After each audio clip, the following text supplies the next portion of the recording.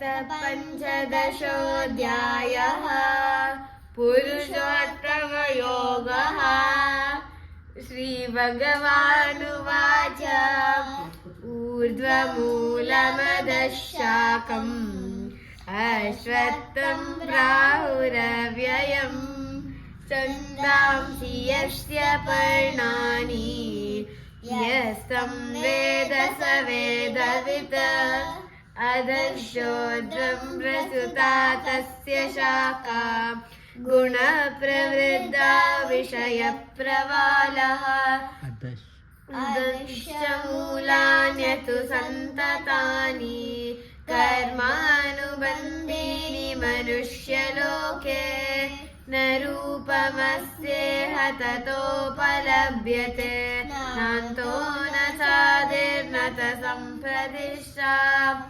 अश्वत्थमेनं सुविरूढमूलम् असङ्गशस्त्रेण दृढेन चित्वा ततः पदं तत्परिमार्गितव्यम् यस्मिन् गता न निवर्तन्ति भूयः तमेव चाद्यं पुरुषं प्रपद्ये यतः प्रवृत्ति प्रसृता पुराणी निर्माणमोहाजितसङ्गदोषा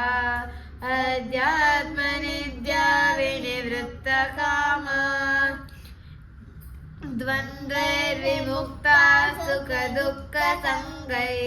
गच्छन्त्यमूलापदमव्ययं तत् न तद्भासयते सूर्यो न शशाङ्को न पावकः यद्गत्वा न निवर्तन्ते तद्धाम पुरुषोत्तमम् ममैवांशो तद्धाम परमं मम ममैवांशो जीवलोके जीवभूतः सनातनः मनःषष्ठानीन्द्रियाणि प्रकृतिस्थानि कर्षति शरीरं यदवाप्नोति यच्चाप्युत्क्रामतीश्वरः गृहीत्वैतानि संयाति वायुर्गन्धानि वाशयात् श्रोत्रं चक्षुस्पर्शनं च रसनं घ्राणमेव च अधिष्ठाय मनश्चायं विषयानुपसेवते उत्क्रामन्तं स्थितं वापि भुञ्जानं वा गुणान्वितं विमूढानानुपश्यन्ति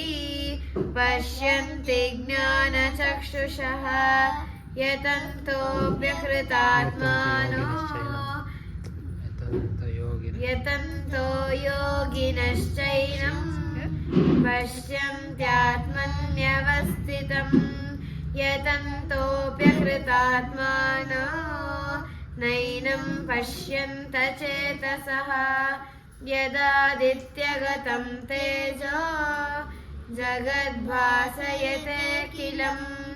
यच्चन्द्रमसि यच्चाग्नौ तत्तेजो विद्धि मामकम् गामाविश्य च भूतानि धारयाम्यहमोजसा पोष्णामि चौषधी सर्वा सोमो भूत्वा रसात्मकः अहं वैश्वानरो भूत्वा प्राणिनां देहमाश्रितः प्राणापानसमायुक्तः पचाम्यन्नं चतुर्विधं सर्वस्य चाहं हृदि सन्निविष्टः मत्तस्मृतिज्ञानमपोहनं च वेदैश्च सर्वैरहमेव वेद्यः वेदान्तकृद्वेदविदेव चाहं द्वामिमौ पुरुषौ लोके क्षरक्षाक्षर एव च क्षरः सर्वाणि भूतानि कूटस्थोऽक्षर उच्यते उत्तमपुरुषस्पन्यः परमात्मेत्युदाहृतः